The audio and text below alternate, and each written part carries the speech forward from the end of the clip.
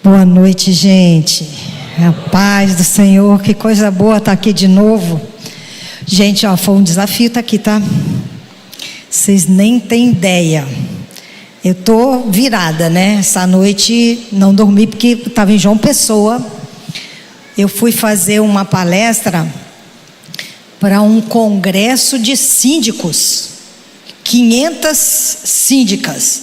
Eu nem sabia que síndica era profissão. Eu achei que síndico era um morador, né? Que era síndico. Não, a profissão. Lá no Nordeste tem já o 3º ano que eles começaram um grupo de mulheres para uma ajudar a outra, né? E se transformou num congresso que hoje tem mais de 500 pessoas. Aí eles me chamaram para falar sobre transtorno de personalidade por causa da dificuldade de lidar com o povo, né? Daí foi ótimo. Só que eu ia sair ontem do hotel meia-noite, que eu gosto de chegar no aeroporto rapidinho, 2 horas antes, para ficar com calma. E a pessoa não foi me buscar na hora. E ela foi com 1 hora e pouca de atraso, e o meu coração estava assim: vou falar o que para a Ivone? Eu vou pedir para ela botar um telão, e eu vou pregar daqui. Eu estava numa angústia absurda. Aí chegaram, fomos para o aeroporto, aí eu fui trabalhando meu coração, né? Buscando a paz que excede todo entendimento. É assim mesmo, Deus testa a gente, vamos confiar, Deus está no controle. Aí a paz que excede todo entendimento entra, mas ela fica pouco tempo. Porque o tempo vai passando, gente, não vai chegando, a paz não dá para você segurar ela, é uma dificuldade. Quando eu cheguei no aeroporto, pastor, 5 minutos para fechar o check-in. Aí um abençoado que estava lá no guichê falou assim: não, você tem que fazer na máquina. Na máquina, na pressa, a gente se enrola, né? Eu falei: moço, pelo amor de Deus, eu preciso ir embora, me deixa fazer o check-in ali. Ele: não, na máquina.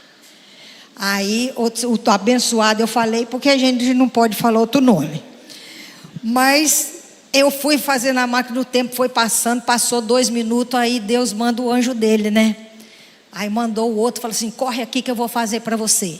Aí fui direto lá, ele acabou de fazer, fechou. Aí fomos correndo, fomos as últimas a entrar no avião.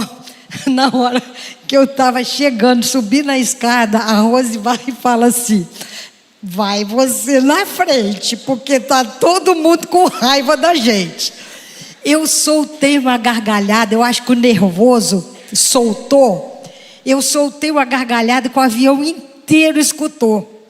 Aí o piloto estava assim, o piloto começou a rir, o avião todo começou a rir, aí descontraiu e a gente foi embora. E chegamos em São Paulo 6 horas da manhã, só conseguimos sair de lá meio-dia. Então não deu para dormir, né? Mas glória a Deus porque eu cheguei, viu, gente? Ô, luta. Mas quando é luta assim, a gente sabe que, né? O propósito de Deus é sempre na dureza mesmo. Mas eu estou muito feliz, eu não sei nem quanto tempo tem que eu não venho aqui, né? Tem bastante tempo, não tem? Acho que foi antes da pandemia, não foi? Antes da pandemia, pois é. Mas eu quero conversar com você aqui hoje sobre um assunto muito... Quem me segue aí em rede social? Quem não segue, segue lá Elizabeth C. Pimentel. Elizabeth com Z e TH igual da rainha, viu, gente? Elizabeth C. Pimentel, porque de um tempo para cá, Deus tem colocado no meu coração para falar de alguns assuntos que têm sido muito libertador para muitas pessoas que passam por dificuldades em relacionamentos, não é? E eu quero falar sobre isso biblicamente hoje aqui com você. Então, vamos abrir aí primeiro a nossa Bíblia no livro de João, capítulo 14, versículo 21. Gente, deixa eu perguntar uma coisa para vocês. Todo mundo sabe do que está acontecendo no Rio Grande do Sul? Quem sabe? Que bom que vocês sabem. Glória a Deus. Porque às vezes eu vejo pelo Instagram que os telejornais não publicam, né? Eu fiquei muito muito triste quando eu saí no aeroporto e vi vários cartazes dizendo, agradecendo a Madonna por fazer história. Eu falei, história do inferno, né, gente? Porque é nojento o que aconteceu lá. E a gente precisa realmente orar muito. Estava conversando com a Ivone aqui. Por coisas como essa, Sodoma e Gomorra foi destruído, né? E a gente não pode deixar de perceber o que está acontecendo, para que a gente possa ir contra isso, pelo menos em oração, não é? Mas eu acho que a gente devia fazer mais um pouco do que só em orar. Mas de qualquer maneira a gente não pode deixar que isso passe na frente dos nossos olhos sem que a gente perceba o que está acontecendo. João 14, 21 diz o seguinte: aquele que tem os meus mandamentos e os guarda, esse é o que me ama. E aquele que me ama será amado do meu Pai. Eu o amarei e me manifestarei a ele. Eu quero... Aquele que me ama, aquele que tem os meus mandamentos e os guarda, esse é o que me ama. Vamos orar? Senhor Deus, muito obrigado. Obrigado, Senhor, pela oportunidade de estar com o teu povo reunido. O Senhor disse que onde tivesse 2 ou 3 em teu nome o Senhor estaria. Nós cremos e sentimos a tua presença nesse lugar.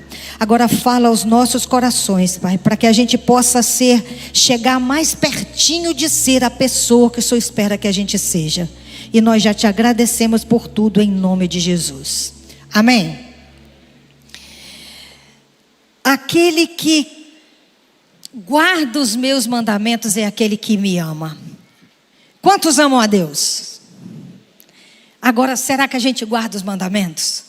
Porque se a gente não guarda, não adianta a declaração. E eu quero falar com você sobre algumas situações aqui que a gente passa bem despercebido. E a gente não presta atenção de que a gente não está vivendo segundo o mandamento de Jesus. E se a gente não fizer o que ele está dizendo, isso significa que a gente não ama. Então a gente precisa despertar.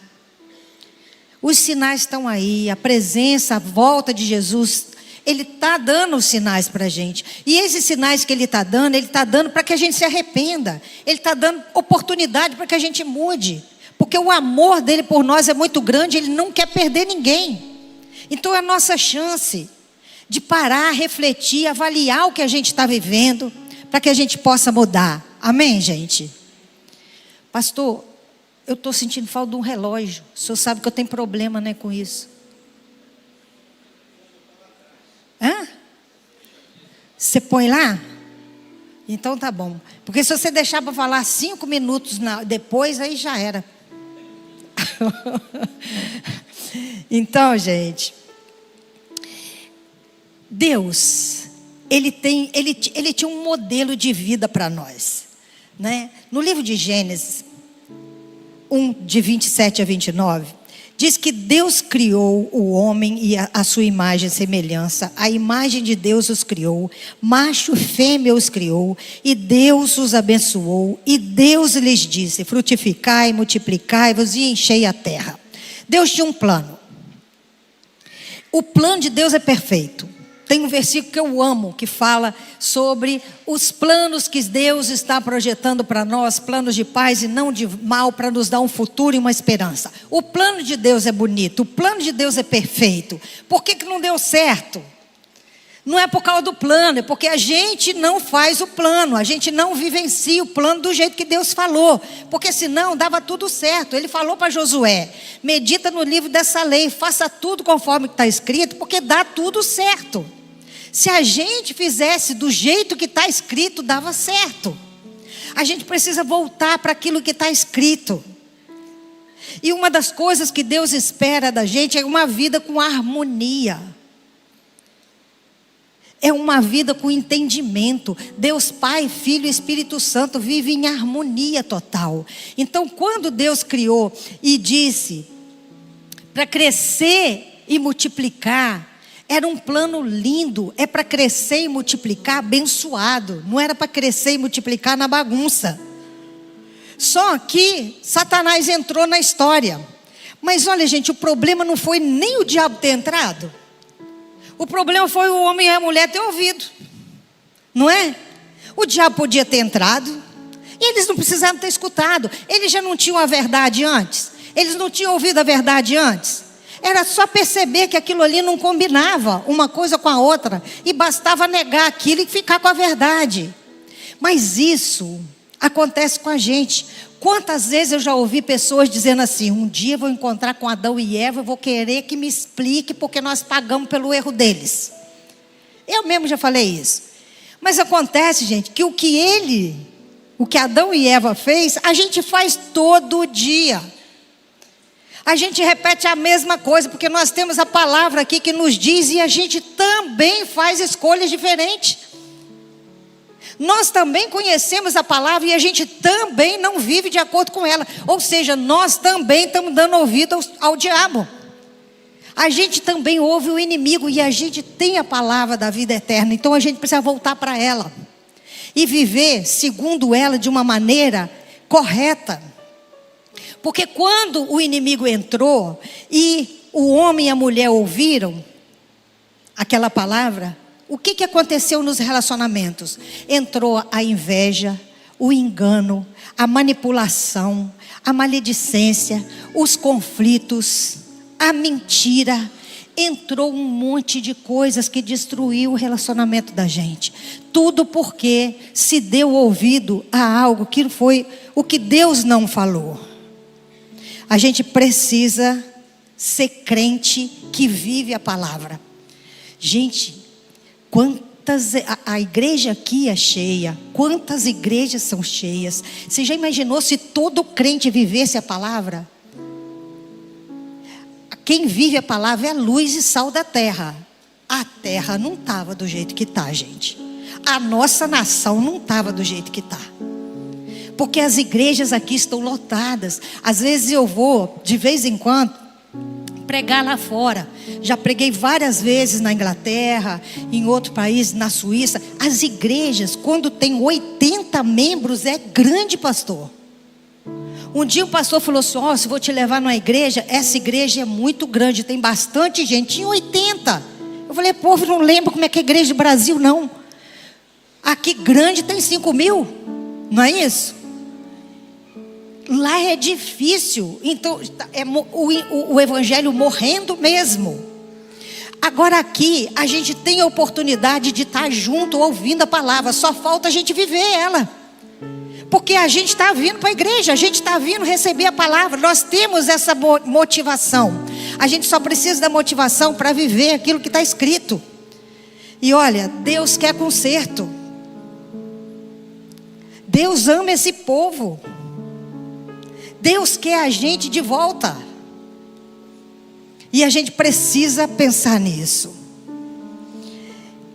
O plano que Deus fez, gente, é um plano tão equilibrado, tão harmônico, que às vezes as pessoas cobram do outro uma coisa que Deus falou, mas esquece de cobrar para si. Porque Deus deu uma função para o marido, mas também deu para a mulher. Deus deu uma função para os filhos, mas também deu para os pais. Deus não pende, ele não é uma balança que pende para um lado mais do que para o outro. Não tem 2 pesos, 2 medidas, não. É equilibrado. A mesma responsabilidade de um, ele dosa essa responsabilidade para o outro. Certo? E às vezes a gente cobra do outro o que ele não está fazendo, mas a gente não olha para aquilo que Deus falou para a gente fazer. E eu quero colocar algumas coisas aqui para você. Efésios 5:22 fala para a mulher ser submissa ao homem, para a mulher ter o respeito, para a mulher deixar o homem ocupar o lugar dele, para a mulher não ficar tratando o homem como se ele fosse o filho mais velho que ela tem, para a mulher deixar esse homem ser o homem que ele tem que ser.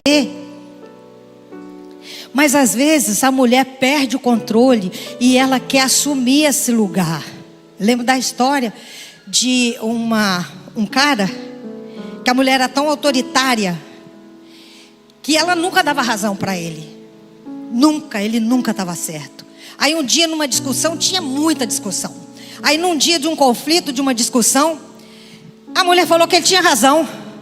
Falou assim: é verdade, você tem razão. Ele ficou desnorteado, porque ele não sabia conversar, ele tendo razão. Ele sempre brigava para lutar, para ter razão, mas nunca chegava. Ele ficou sem saber como é que conversava depois daí. Pegou o celular, correu para o quarto, passou mensagem no grupo de amigos e falou assim: a minha mulher falou que eu tenho razão. O que a gente fala depois disso? Aí o amigo dele falou: cara, não sei, eu não cheguei nesse nível do relacionamento. Aí o outro falou: corre, mas corre rápido, que é armadilha. Certo?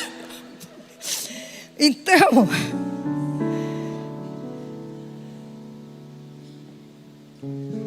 Deus quer esse equilíbrio para que as coisas funcionem. Mas a mulher precisa deixar isso acontecer. Precisa deixar que o homem seja o homem. Agora, Deus também fala para o homem: ame a sua esposa. Ô gente, ser submisso a alguém que ama e cuida é muito bom, viu? Então, você, marido, ame e cuide da tua mulher, ao invés de só exigir dela que ela seja submissa a você, que ela ande na mesma missão que você. Porque hoje o que mais tem acontecido é o egoísmo. Egoísmo de homens e mulheres.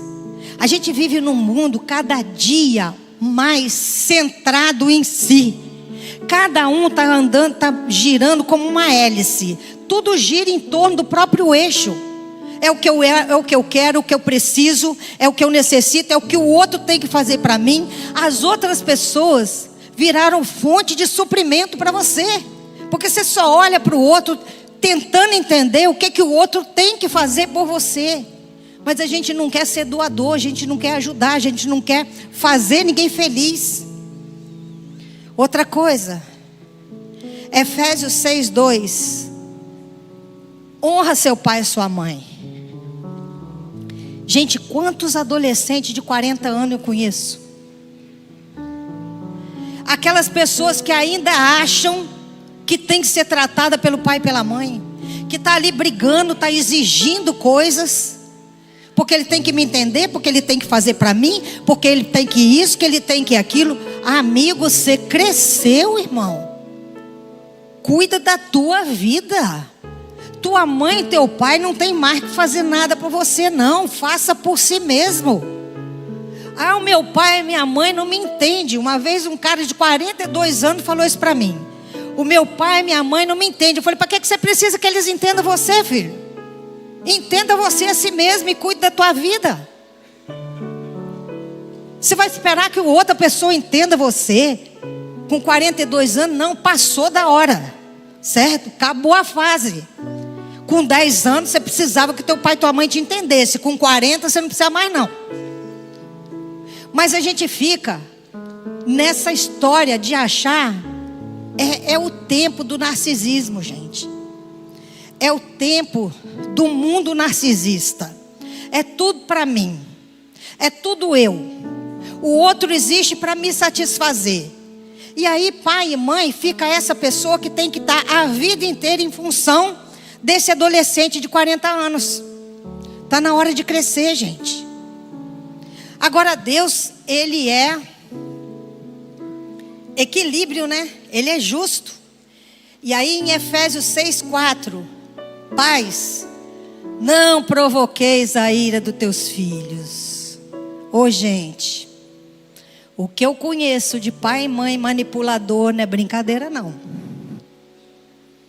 O problema está de todos os lados. Tem filhos egoístas e tem pais manipuladores. Pais que criticam filhos, que provocam a ira dos filhos. Pais que jogam um filho contra o outro. Pais narcisistas. Pai e mãe narcisista. Vai se comemorar o Dia das Mães. Isso é uma bênção. Essa comemoração, a gente precisa honrar mãe. Mas nem todas as mães são mães. Elas são genitoras, mas elas não são mães. E às vezes, para entender que você está sendo manipulada por uma mãe, é difícil. Porque a gente fica pensando assim, gera sentimento de culpa. Você pensar que a sua mãe é assim. Mas deixa eu dizer um negócio para vocês, gente. Uma grande parte dos pacientes que eu atendo são filhos de mães narcisistas e pais narcisistas. Essa mãe que acha que o filho nasceu para suprir as carências dela. O filho nasceu para fazer a vontade dela. O filho existe porque ela é importante demais e ela precisa que ele faça a vontade dela sempre. Mãe, quando é narcisista, ela não ama. Difícil, né? Você dizer que mãe não ama? Não. Mãe narcisista não ama. Pai narcisista não ama. Não ama. Aí a gente pensa assim, mas é mãe. Quando eu falo sobre transtorno de personalidade narcisista, eu estou falando de pessoas que têm uma dificuldade, que têm uma barreira emocional. Eu vou parar e vou ficar quietinha, porque ele não consegue tirar uma foto.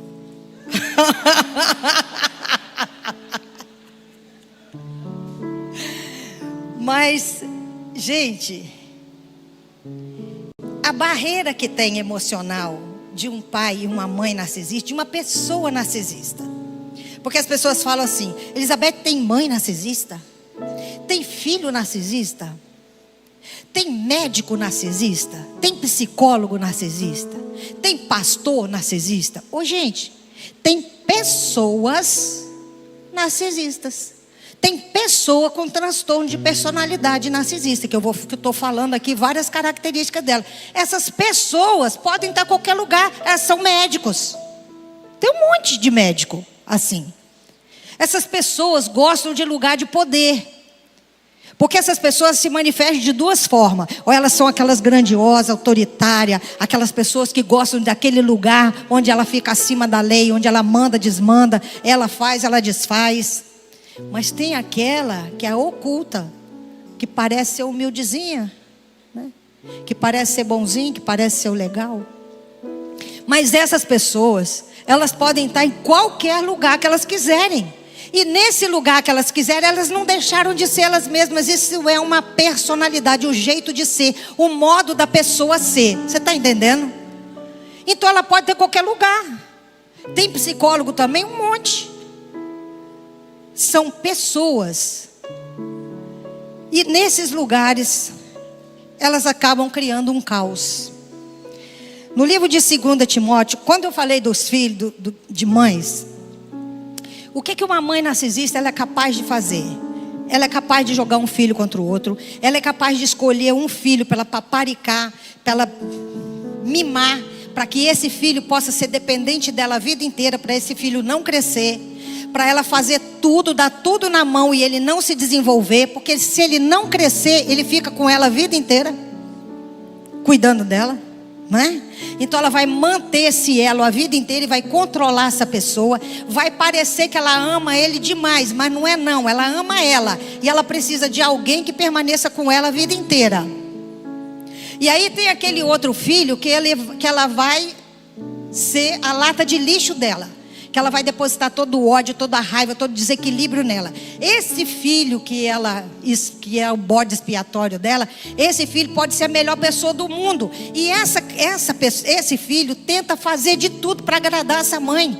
Geralmente é aquele que serve mais, que faz mais, que cuida mais, que está o tempo todo tentando fazer alguma coisa para ver se essa mãe reconhece ele. Você vai fazer isso a vida inteira. Ela nunca vai te fazer um elogio. Entenda isso. E eu quero te mostrar aqui, 2 Timóteo 3, capítulo 2. Eu não sei se vai passar aí, eu vou ter que olhar aqui. Mas eu queria que você acompanhasse aí, porque é muito interessante como essas pessoas foram vistas por o apóstolo Paulo. Ele viu o tempo de hoje, ele enxergou o nosso tempo. E ele coloca todas essas características aí.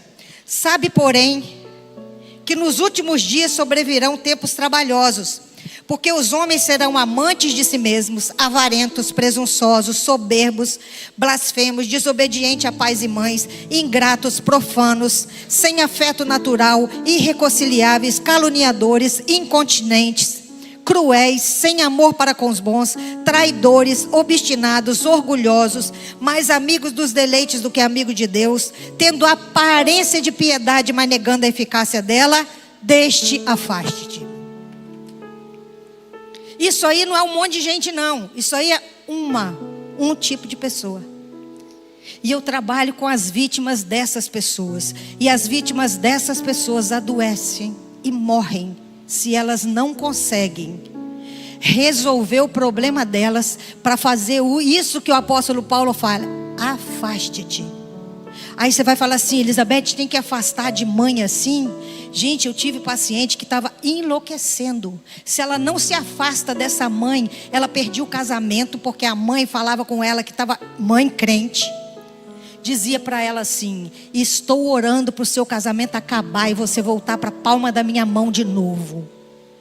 E ela dizia: o seu filho vai odiar você e você vai ter que me pedir ajuda. E essa filha, no desespero, uma vez, pegou uma faca para cortar o pulso. A mãe dela falou assim: tem problema nenhum, porque a digital é sua. Então são pessoas que têm uma capacidade extraordinária de não conseguir amar. Me entende, gente? Por isso que o apóstolo Paulo fala: afaste-te. Porque se não afastar, você morre. Entende? Claro que tudo tem a forma certa. Então, essas pessoas, isso que ele falou aqui, todas essas características, alguma delas eu e você temos. Vaidade, orgulho, inveja, muitas vezes. Todo mundo tem alguma. Em algum momento da sua vida você é arrogante, né? Você é pretensioso, mas uma ou outra em algum momento da vida. Essas pessoas não, elas são assim constantemente, em todo o tempo, e elas não admitem que são assim. Elas acham que elas são maravilhosas. Elas têm um senso de merecimento absurdo. Então elas não conseguem se reconhecer dessa forma. Romanos 12:3 diz assim: não tenha de si um conceito maior do que aquele que convém. Essas pessoas se acham arrogantes, elas se acham mais merecedoras de tudo. Então é aquela pessoa que você pode dar o rim, a córnea, você pode dar o sangue, doa sua medula, trabalha o dia inteiro para ela, ela é insaciável, nunca tá bom. Mas se ela um dia pegar um cafezinho e te entregar, você tem que bajular e agradecer muito e reconhecer muito, porque ela te deu um cafezinho. Alguém conhece o que eu falei aqui até agora em alguém? Certo? Então, são pessoas que se acham demais. E elas fingem humildade. Tudo gira em torno delas. Mateus 7:12 diz: tudo o que vos quereis que os homens vos façam, fazei-lhe também vós, porque essa é a lei e os profetas. Eu estou colocando aqui cada versículo para você entender o que eu falei no início. Aquele que ama, obedece. Se a gente está indo de encontro a cada versículo desse, você pode vir para a igreja todo dia. O dia que você se apresentar no céu e falar: preguei, expulsei demônio, fui para a igreja, fiz a obra. Jesus vai falar o quê? Eu não te conheço. Porque não foi de acordo com o que estava escrito. Ou a gente anda de acordo com o que está escrito, ou não vai adiantar a gente fingir para a gente mesmo, porque para Jesus a gente não finge. Então é o nosso tempo de arrepender, é o nosso tempo de se tratar. Mas se tiver algum narcisista aqui, mas não vai acreditar nunca que é com ele. Vai pensar: falou muito de fulano. Uma vez uma senhora, uma mãe, né, preocupada com o filhinho dela, falou assim: Elizabeth, a minha sogra está acabando com a vida do meu filho. Eu falei: leva ela na igreja, eu vou pregar sobre isso. ela levou na igreja. Depois eu perguntei para ela, e aí, como é que foi a reação dela? Ela falou, que palavra poderosa, né? Ainda bem que você estava lá para ouvir. Não entra na cabeça dessas pessoas, porque elas se acham demais. Então em Mateus diz, tudo o que vos quereis que os homens vos façam, fazei-lhe vós também. Porque essa é a lei e os profetas. Ou seja, faça para o outro aquilo que quer que faça com você. Pessoas narcisistas, assim, que tem esse transtorno, ela acaba com a tua vida, critica, humilha, magoa, debocha, fala mal de você, difama você. Mas se você falar uma palavra que ofende ela, ela vai agarrar essa palavra e vai cobrar de você para o resto da vida. Os seus sentimentos não importam para essas pessoas. A palavra de Deus fala, o que você não quer para você, não faça para o outro. Não entra na cabeça dessas pessoas, porque elas acham que elas podem fazer para o outro, mas elas não merecem que façam para elas. Entende, gente? Elas se sentem à vontade para magoar o outro, mas se der um trisquinho na personalidade dela, ela vai chiar. Por quê? Porque ela fez uma máscara muito perfeita para apresentar. Porque no fundo, essas pessoas têm um vazio absurdo dentro delas. E para cobrir esse vazio, ela construiu uma máscara. E se você arranhar um pouquinho essa máscara, entra em pânico. Porque não pode arranhar, ela tem que ser perfeita. Por isso que tem gente que fala assim, mas tem essas pessoas dentro da igreja aos montes. Por quê? Porque a igreja é um lugar muito bom para criar máscaras. Aqui ela pode ser ajudadora, aqui ela pode ser legal, aqui ela pode conquistar todo mundo, mas vai ver na casa dela ela é um inferno em pessoa. Mas ela consegue construir um ambiente onde todo mundo bajula ela, onde todo mundo elogia ela, onde todo mundo fala bem dela. Aí ela pode em casa ser a pior pessoa do mundo, porque ninguém vai acreditar em quem está vivendo com ela. Quantas pessoas dessas eu conheço que estão doentes porque vão pedir ajuda na igreja, ninguém acredita. E a gente nem pode culpar a liderança, porque a liderança está vendo uma outra pessoa. Entende, gente? São pessoas que usam máscaras e é difícil. E por que a gente tem que falar muito sobre isso? Porque Paulo falou, estejam atentos, os últimos dias serão assim. Ele disse para a gente ficar atento. A gente tem que entender sobre isso. Porque se você não entende sobre isso, você não ajuda as pessoas que estão morrendo vítimas dessas pessoas. Nós precisamos entender o que Paulo falou. E ele falou no desespero. Ele falou para Tito, preste atenção, cuidado, se atente a isso. Pessoas assim, querido, elas não têm empatia. Tem gente que fala assim comigo, não, Elizabeth, eu vou conversar, eu vou explicar o que está acontecendo, como ela está me ferindo, como ela está me magoando. Eu falei, não faça isso. Porque quanto mais você diz, olha como você está me machucando, mais essa pessoa engrandece. Porque ela gosta de saber que ela tem o poder de tirar você do sério. Ela fica feliz de saber que ela manipula as suas emoções. Se você abre teu coração e conta isso, aí você pode me perguntar, mas eu faço o que então? Se trate emocionalmente. Cure você. Procure cuidados emocionais. Porque essas pessoas, geralmente, ela conhece cada ponto fraco seu, porque ela já te observou. Se for a sua mãe, ela conhece você a história inteira. Ela sabe exatamente aonde ela aperta na ferida. E quando ela aperta daquela ferida, que ela sabe onde é que ela desmorona você. Por isso você tem que se tratar. Por isso você tem que se fortalecer. Quem está me entendendo até aqui, gente? Pessoas assim chegam ao ponto. Tratei de uma moça uma vez, que ela ficou doente, ela teve câncer. E ela teve que fazer uma cirurgia. E sabe o que o marido perguntou? Uai, quem vai cuidar de mim? Quem vai cuidar da minha roupa? Quem vai fazer minha comida? E quando ela voltou para casa, ele falou assim, no meu quarto você não vai dormir não, porque vai me incomodar muito. Não tem dó nem piedade. É uma dureza de coração absurda. No Salmos 12, 2 e 4, falam com lábios bajuladores e coração fingido. São pessoas muito falsas que enganam todo mundo. Como que você casa com uma pessoa assim?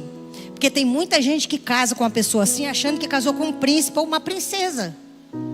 Porque essa pessoa conquista. Eu conheço pessoas que casaram com alguém que dava flores todos os dias, passava mensagem todos os dias, mandava presente todos os dias, enchia aquela pessoa 24 horas por dia de atenção. Você recebe aquilo tanto, que aquilo te encanta de uma tal maneira, que a felicidade que você sente de ter aquele encanto todo para você, vicia você naquela felicidade. Quando você está viciado nessa felicidade, essa pessoa tira de vez. Aí ela tira isso de você e você fica desesperado para essa felicidade voltar. Aí você quer pagar caro para a felicidade voltar. Aí você é submissa, você vai fazendo mais. E essa pessoa vai deixando você se acabar. Quando ela vê que você está morrendo ou que você vai sair, ela vai te dar uma dose de novo daquela felicidade. Aí você respira com aquela alegria de ter recebido. Aí daqui a pouquinho ela tira tudo de novo. Eu vejo isso de perto, pastor. Há anos, todos os dias. É de doer o coração.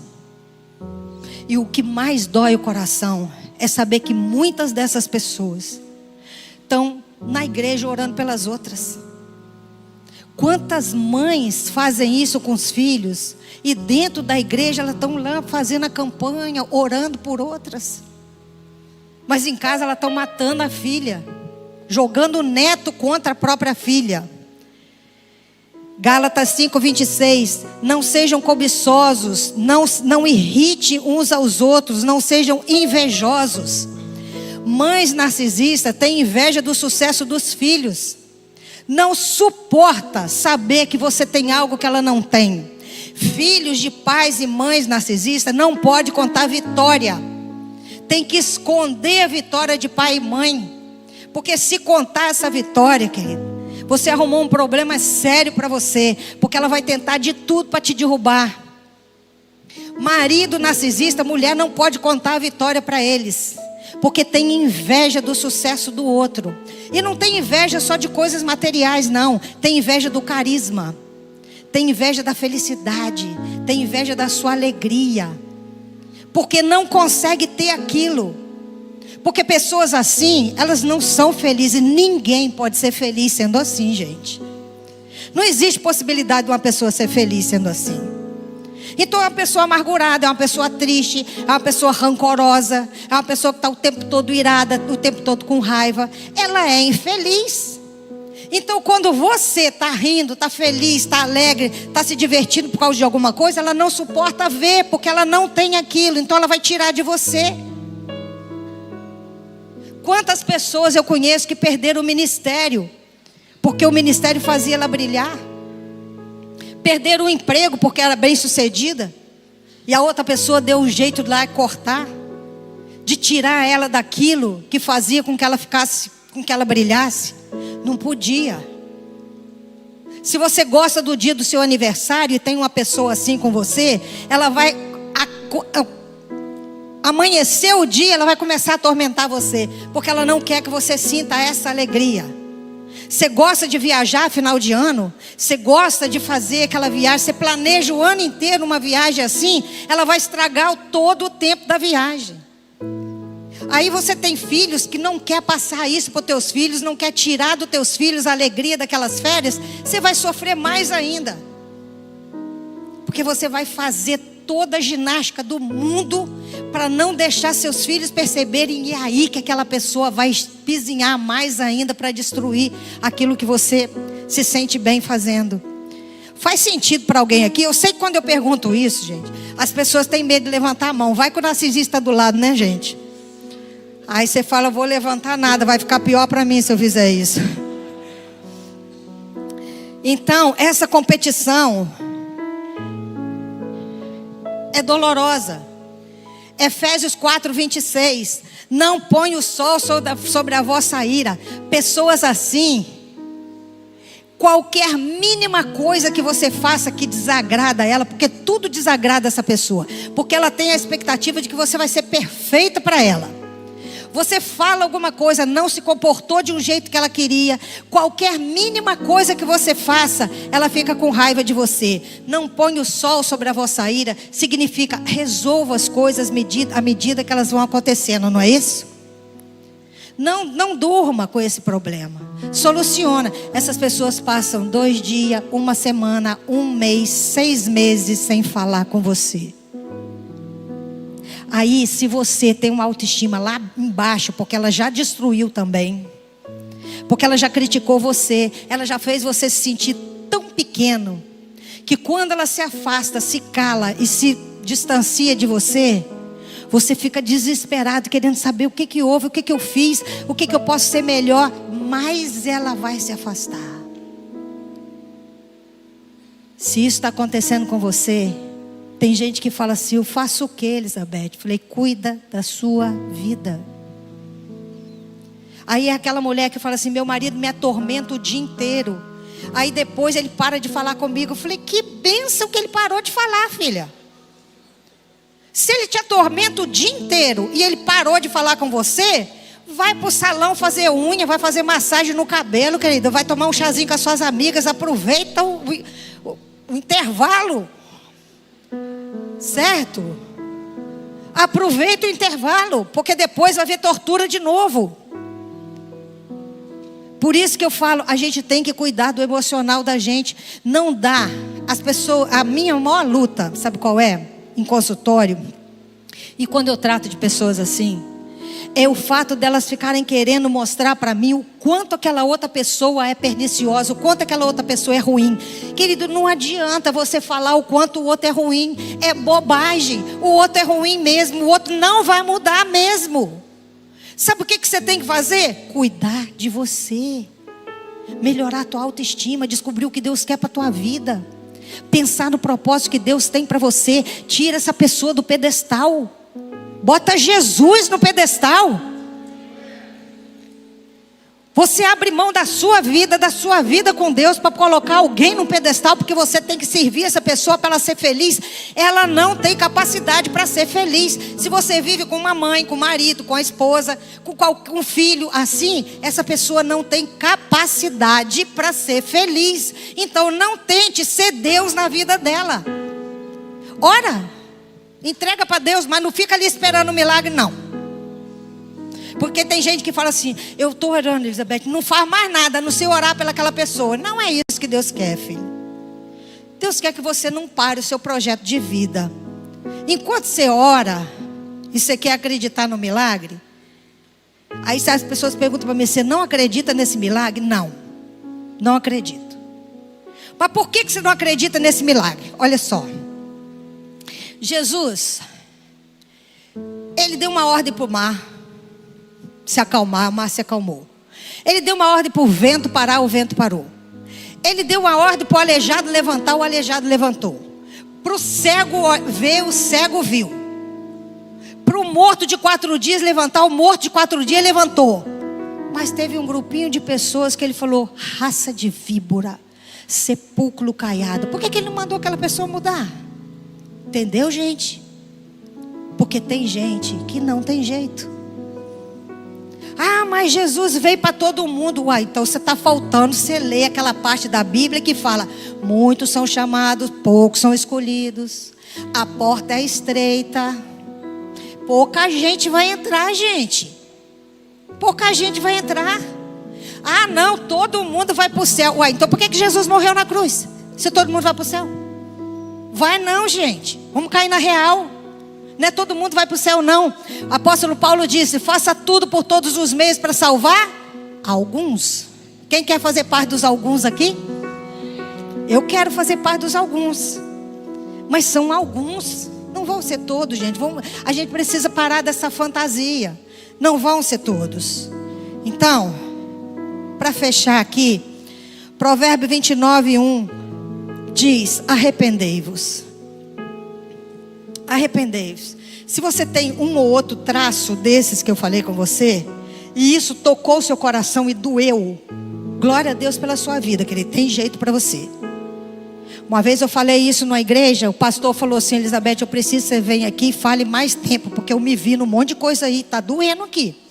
Eu falei, que bom, pastor, o senhor está bem, o senhor está ótimo, então o senhor tem jeito.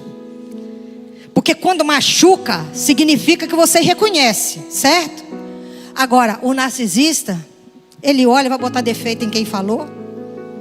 Quem é ela para ficar dizendo isso? Não gostei não, certo? Vai ficar quieto, não vai falar nada. Não volto mais ali não, hein? Falar com o pastor, quando ela for pregar, também não quer ir não, hein? Não se entrega não, viu, irmão? Fica quietinho. Já dei a pista. Se você falar, vão reconhecer. Mas arrependei-vos. Essas pessoas não se arrependem. Por que elas não se arrependem? Porque arrependimento precisa de reconhecimento. E como que ela vai reconhecer se ela fez uma máscara para conquistar as pessoas, dizendo que ela é perfeita? Se ela reconhecer, arranha a máscara. Ela não pode reconhecer, entendeu? Então ela nunca vai reconhecer. E se ela não reconhecer, ela nunca vai se arrepender. E é por isso que ela não vai se converter. Entendeu? Agora, eu vi vários casamentos, quando a mulher descobre quem é aquela pessoa, quando o marido descobre quem é aquela pessoa, e que ele começa a botar limite, e dizer que as coisas vão mudar, ou se não mudar, ele vai sair. Aí aquela pessoa se converte. Ela fala que Deus falou para ela. Hoje, se vocês escutarem as histórias, elas choram, que qualquer um abraça aquela pessoa, mas uma capacidade artística tão grande. Todas elas deviam ser atores e atrizes, porque elas têm uma capacidade extraordinária de chorar e motivar todo mundo. Mas ela vai te prometer tudo aquilo que ela te prometeu antes e nunca te deu. Se você fala, chega, ela vai querer você de volta, para ela continuar manipulando como antes. Ela não vai deixar você sair. Aí para você ficar, o que ela vai fazer? Ela vai te oferecer mundos e fundos que ela tinha que ter oferecido antes e nunca quis te dar. Ela vai querer te levar para aquela viagem que nunca te levou. Vai querer te dar aquele presente que ela nunca te deu. Vai fazer elogios que ela nunca fez. Vai dizer que teve um encontro com Deus. Cada encontro com Deus que esse povo tem, gente, que chega até a mim que eu fico assustado. Eu falo, Jesus. Revelações que elas falam que tem. Tudo mentira, querido. Volta 15, 20 dias depois a máscara é reconstruída novamente, certo? Agora, por que a gente está falando isso aqui? 2 motivos. Primeiro, porque se você reconhece algum traço desse em você, é hora de você dizer, estou vivendo fora da palavra. E se eu estou vivendo fora da palavra, eu não amo a Deus. Porque se eu amo e não obedeço e não vivo desse jeito, então eu vou ter que dar um jeito com o meu interior e curar essas feridas e mudar. Amém? Porque se você quiser ser reconhecida por Deus como alguém que ama Ele, você precisa obedecer. E para obedecer, você tem que tratar do teu interior. Porque isso aqui é herança de Adão e Eva. Que cada um de nós tem essa herança e precisa se tratar. Tá certo? E se você vive perto de alguém assim, a sua energia está sendo drenada. E vão tirar você do propósito que Deus tem para você. Não estou mandando ninguém se separar de ninguém. Estou dizendo, não se perca nesse relacionamento a ponto de perder Deus como a sua referência. Entendeu? Deus tem que estar acima de todas as coisas. Família é muito importante, é um projeto de Deus. Mas ninguém vai em família para o céu, a gente vai individualmente. Então, viver pela sua família, cuidar da sua família é uma obrigação que você tem aqui, nesse tempo aqui, nessa terra aqui. Mas você não pode perder o plano de Deus nem por causa de um filho. Porque Jesus falou, aquele que não tiver capacidade de deixar pai, mãe, filho, seja quem for por ele, não é digno dele. Então, servir a Deus, ser filho de Deus, viver segundo a vontade de Deus, está acima de todas as coisas. Amém, gente? Então vamos usar todos esses versículos. Marca tudo na tua Bíblia depois. e fala: eu preciso me curar disso, eu preciso me curar daquilo, eu preciso me curar daquilo, porque eu não estou vivendo. Você está aqui dizendo que ama a Deus, mas está fazendo isso tudo ao contrário. Você não ama, eu não amo, ninguém ama, gente. Jesus deixou claro: quer que eu acredite no teu amor, faça o que eu falei. Amém? É fácil? Não, mas Jesus falou que não seria fácil. Se fosse fácil, gente, todo mundo entrava no céu. Não é isso? O céu custa caro, gente. Não é fácil, é a força que se ganha. Essa força é a força que você tem para tratar de você, para vencer suas mazelas emocionais, certo? Eu vou pedir para alguém deixar um QR Code aqui, que tem um conteúdo, se você quiser entender sobre isso. Tem um conteúdo de 5 horas, lógico que não é direto, são de 20 em 20 minutos, para ajudar você a estar um passo à frente de pessoas assim. Quando ela começar a armar o circo, você já sabe o que ela vai fazer. Você não entra no palco com ela, certo? É muito importante. Eu gosto sempre de fazer essa figura. Imagina que aqui tem um palco e aí a plateia. O narcisista, quando ele sobe no palco e te chama para conversar, ele está preparado para confundir tua mente.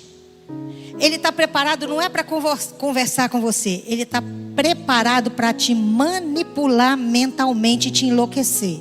E ele vai te enlouquecendo aos pouquinhos. Te enlouquecendo aos pouquinhos. E vai ficando observando você. Quando você não suporta mais e você grita e você faz um escândalo, ele fala assim: nossa, mas você é desequilibrada, hein? Precisando de um psiquiatra, você está mal. Mas porque ele levou isso. Por quê? Porque ele entra no palco com um script. Ele tem a fala dele, tem a sua. Ele provoca você para você falar exatamente aquilo que ele quer que você fale. Então, se você entende isso que eu estou falando com você, você vai perceber todas as situações onde você vai ver, essa estratégia tal. E essa aqui é aquela tal. Aí o que você vai fazer? Você não vai entrar no palco, você vai ficar na plateia assistindo o show dessa pessoa sozinha. É a melhor coisa que você pode fazer para alguém assim. É assistir o show sem subir no palco. Amém, querido? Eu não sei se deu para colocar. Não, não. Eu passei para a menina que foi lá no...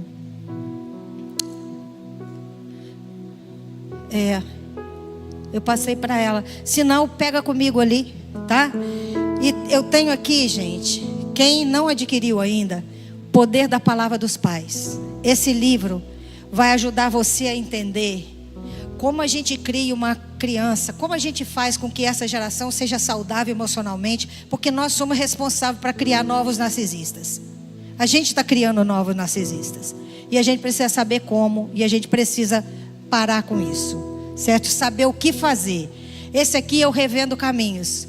O Revendo Caminhos vai ajudar você a entender os seus pontos fracos, suas feridas emocionais que está fazendo você ser manipulado por alguém. Se você entende você já não é mais presa fácil para a manipulação de outra pessoa. Amém? Passei um pouquinho. Eu sei que aquele telão apagou, já tem uns minutos, né? Ou quando o músico sobe, ou o telão apaga, é porque acabou meu tempo. Gente, é sempre um prazer enorme estar aqui com vocês. Que Deus abençoe sua vida. E saiba que nós temos um propósito nessa terra: fazer a vontade de Deus. Se a gente viver segundo o que está escrito, vai dar certo. O mundo não vai ficar bonzinho, não. O mundo vai de mal a pior. Mas a gente vai ficar ali íntegro, firme, esperando Jesus voltar para subir com Ele. Amém, querido? Você pode ficar de pé?